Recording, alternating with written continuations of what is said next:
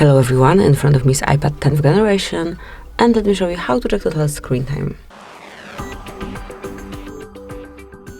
So at first, open the settings, then File and select screen time, and now you have to turn it on unless it is already active. So let me just turn it on.